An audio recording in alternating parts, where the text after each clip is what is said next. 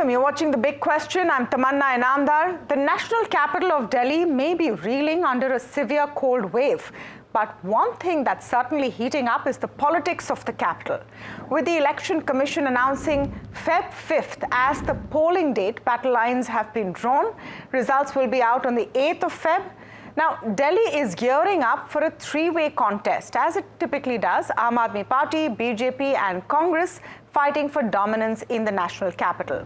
But the question really is that can Aam Aadmi Party script victory for a fourth consecutive time? With Kejriwal's arrest in the Delhi excise policy scam, along with other top leaders like Manish Sisodia, has the Aam Aadmi Party's image of a corruption-free party been dented? If it does not hold on to Delhi, what does it mean for the AAP? These elections will be a litmus test for Kejriwal as he battles corruption charges and faces anti-incumbency after being in power for 2 terms. On the other hand, the BJP is looking to break an over 25-year hiatus.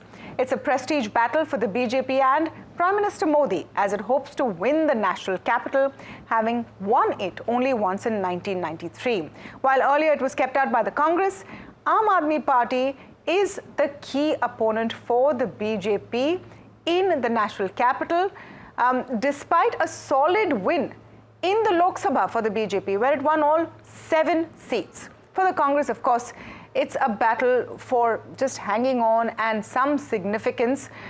Their vote share slipped to 4.3% in the 2020 assembly elections. They haven't got a single seat in the last 2 assembly elections. So the question that we're asking today, can the BJP finally break Aam Aadmi Party's stronghold in Delhi?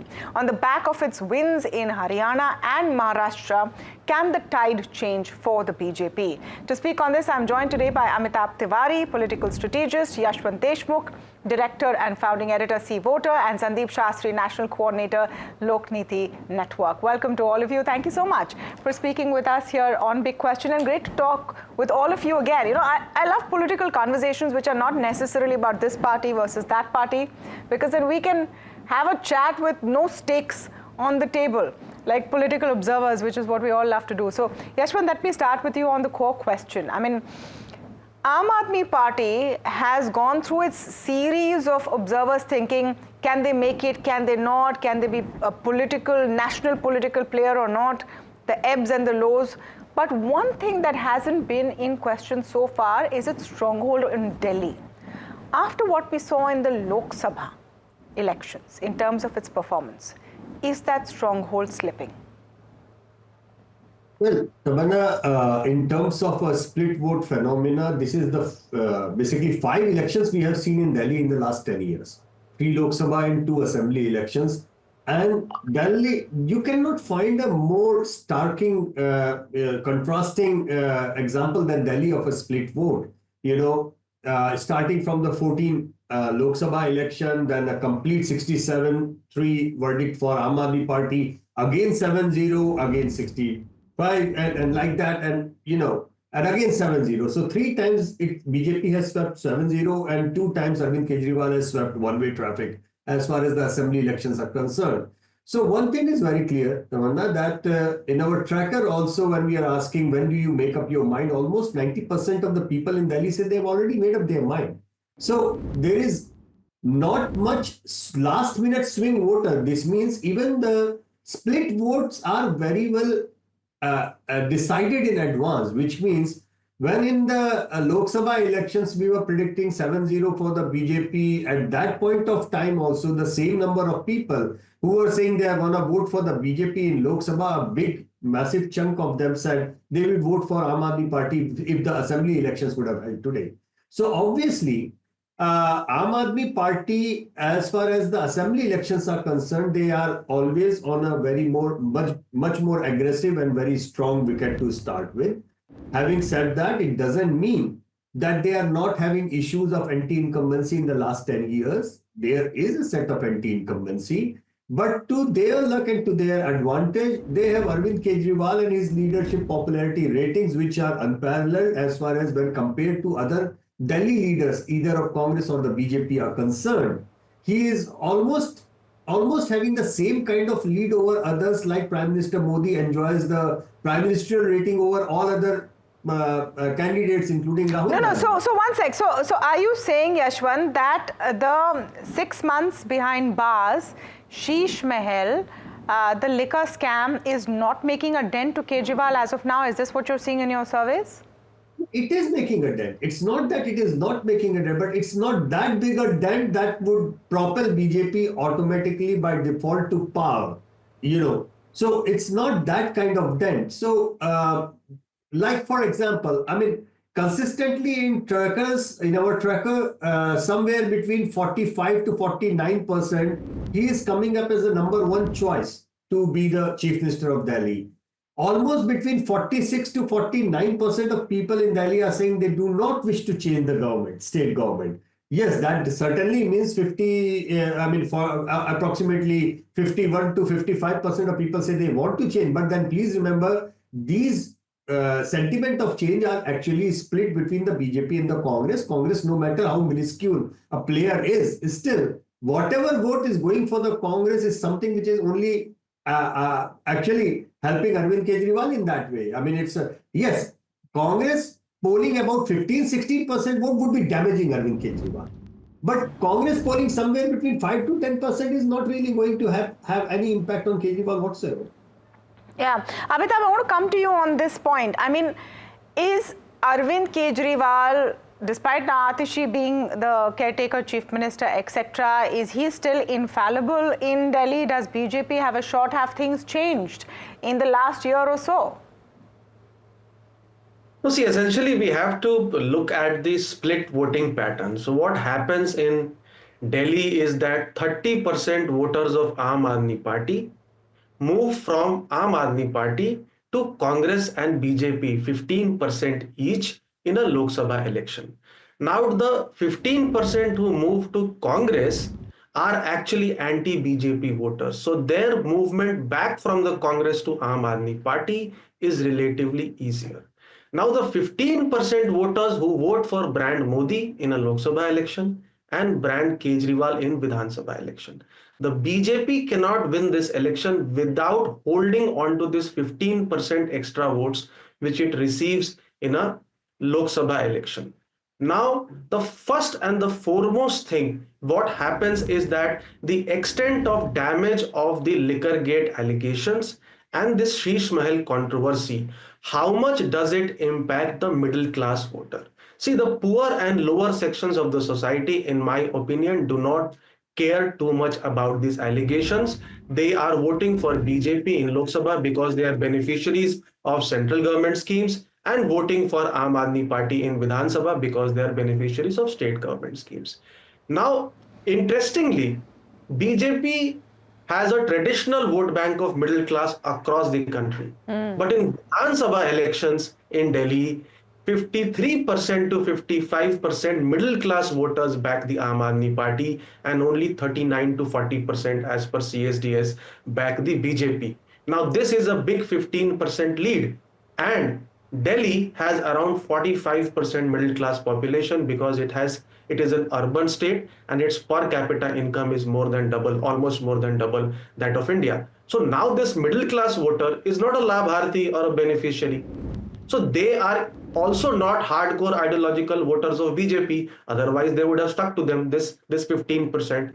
So that's why the BJP hopes to damage the credibility plank of Aam Aadmi Party, which is in the minds of this middle class voter. That Aam Aadmi Party is also not a party with a difference. It is any other party. So Aam Aadmi Party is a Aam party. That is what BJP is trying to impress upon the middle class voter. And unless this significant chunk of middle class voters stay with BJP in the Vidhan Sabha elections, then it becomes quite difficult for the BJP to win. So two interesting points over here, and Sandeep Shastri, let me come to you on that. First of all, is corruption an issue is the irony of an Aam Aadmi party embroiled in Sheesh Mahal and liquor scam, etc., an issue to the voter, or is it only about beneficiaries?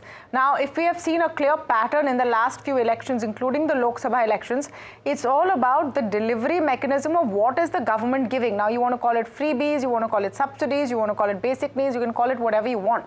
But that's clearly a trigger. In that delivery mechanism, how do the three sides stack up? Tamanna, I don't think this is a either or choice.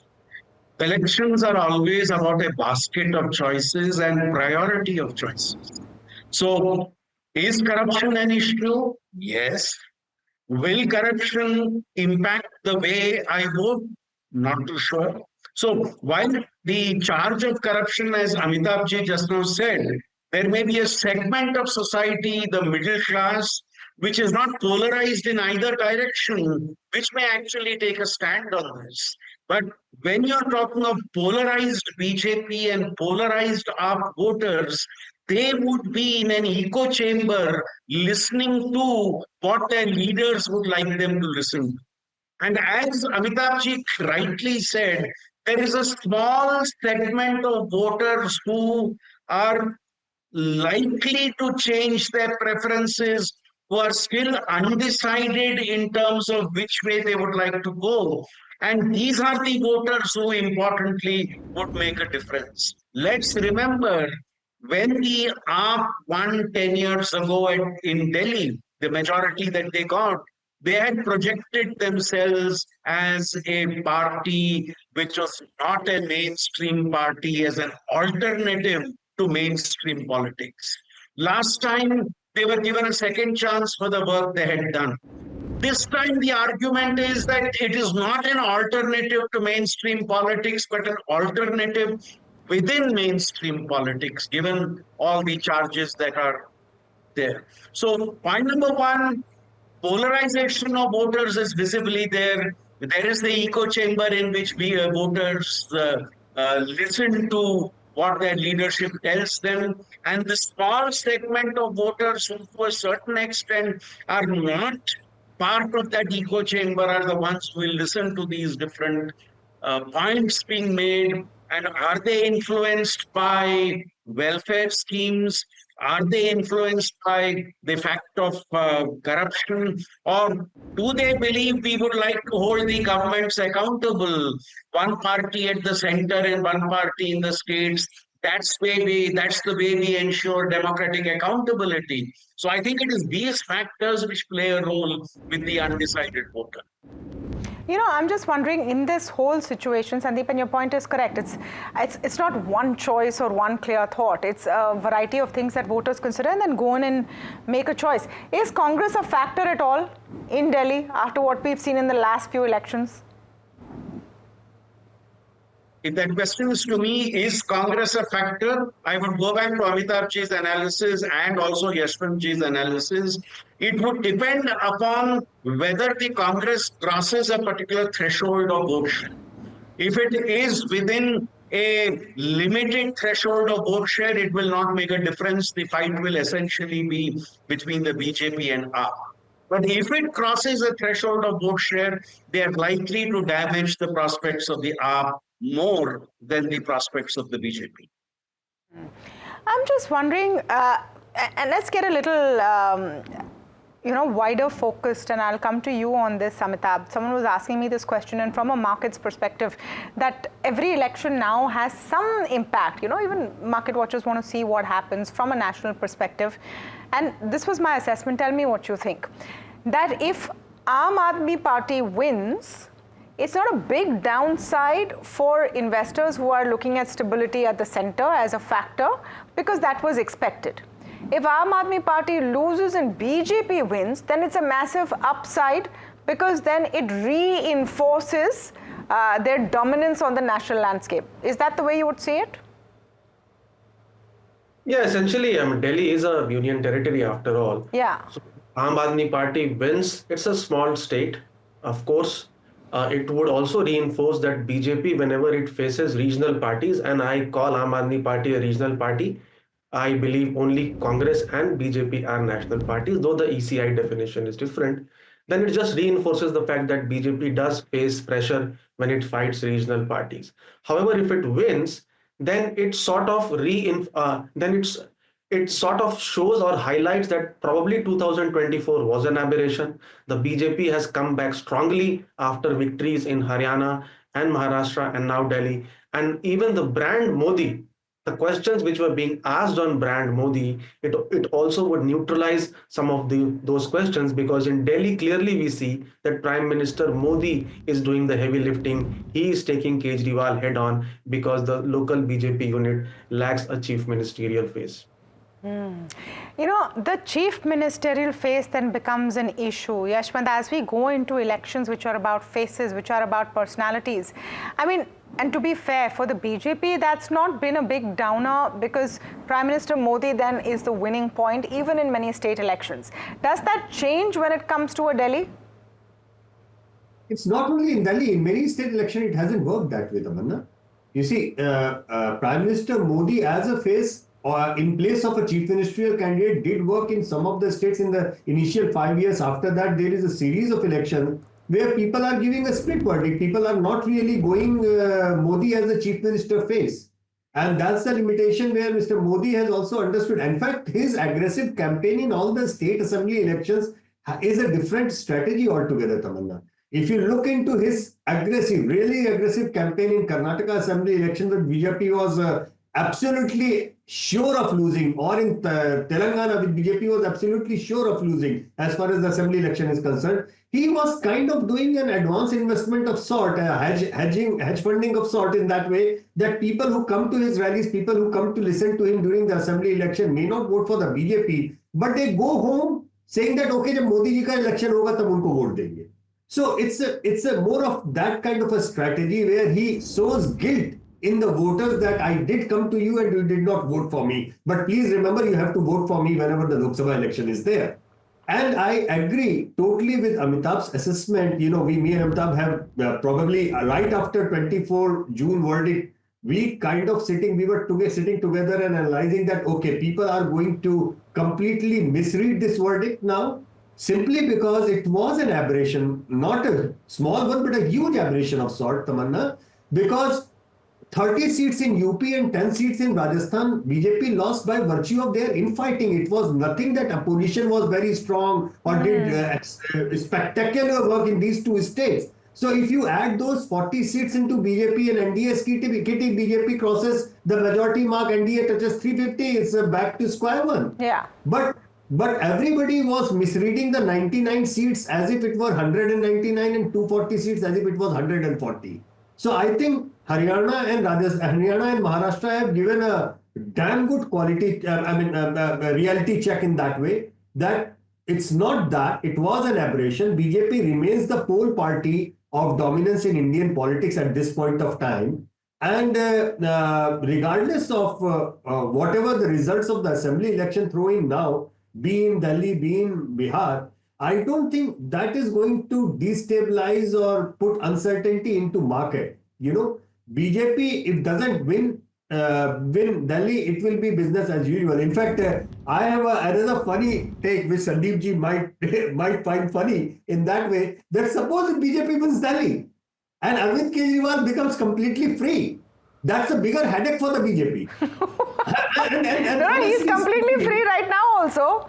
There is someone else doing the day-to-day work. Come to think of it, BJP, if Aam Aadmi Party wins again Delhi, what is their next stop? I mean, they are going to choke out the Congress again. They would like go steam in Gujarat, for example. Yeah. They would say that, okay, after Punjab, that should be the next state where we are going to go full steam. And they will paddle up their pan-India expansion plan. The more they will paddle up the pan-India expansion plan, it's more trouble for the Congress, not for the BJP. So basically, an aggressive Aam Aadmi Party at the national level is always helpful to the BJP. Yeah. No, statistically, that's absolutely true. I think from the prestige point also it's true. But, you know, Yashwant, to the point of how this battle is already being fought, the corruption plank, if you look at what the BJP's political strategy is, it is to demolish the idea that Aam Aadmi Party stands for anti-corruption. And that is already gone. Tamanna, I don't think that people see Aam Aadmi Party as a party with a difference. Forget about it. That thing is gone. Aam Aadmi Party as an anti-corruption crusader, that image has been demolished once and for all and for good in that way. So Aam Aadmi Party is just a routine, regular alternative with a very popular chief ministerial face. That we have to give full credit. You know, the funny thing is, the Revdi culture that BJP was always going around, and you remember, Tamanna, that after Jharkhand and Maharashtra election, I did mention this point that forget about Mandal and Kamandal, it's the new Abha Mandal or Vu Mandal, which is the biggest deal in the Indian politics for the next coming years.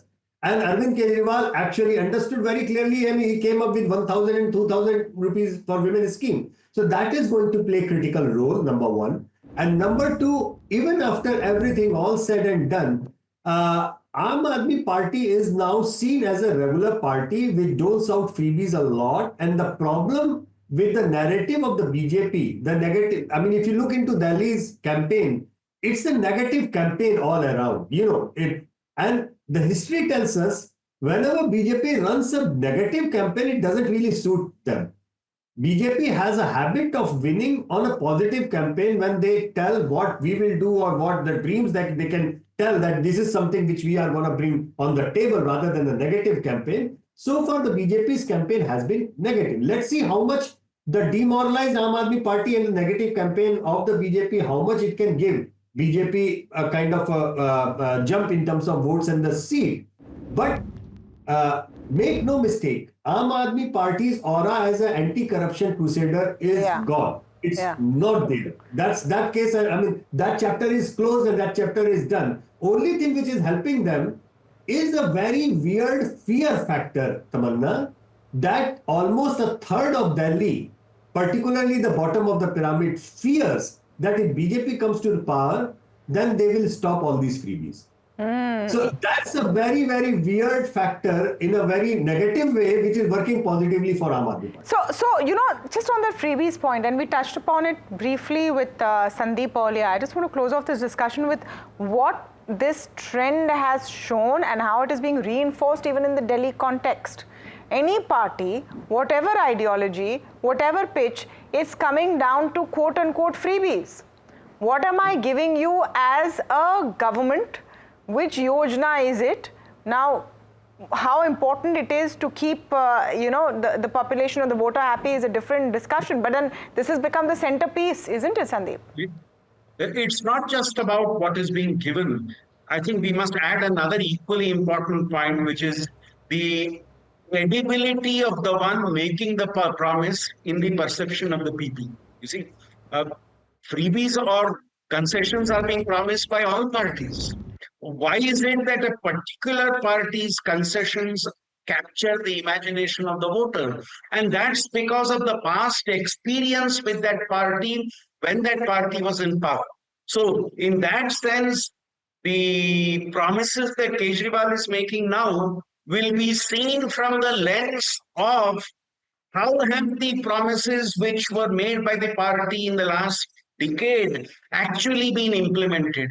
So merely making a very tall promise does not guarantee support. It is more about perception of that party implementing a guarantee in previous terms in power, which is more important. So that's the factor we need to look out for. So a lot of factors, you know, just to cap it up, why is everyone interested in Delhi? And we were having this small chat before we started the show. Delhi and Bihar, that's on the election calendar this year. So in terms of politics, that's where the excitement lies. Delhi is a prestige battle. In terms of seats in the Lok Sabha, in terms of governance of the country, it doesn't really move the needle, but it is the national capital. Whoever sits there has some prestige. It's still a union territory, and it's very, very important for the continuing existence and perception of the Aam Aadmi Party. The stakes, I would say, the biggest for them than anyone else. With that, I want to thank all of you for joining us on this show today. That's all we have on The Big Question. But remember, this is a show that we're doing to address what you want to know about. So write in to us. Tell us what are the issues you would like to see us take up, and we'll follow through. Thank you for joining.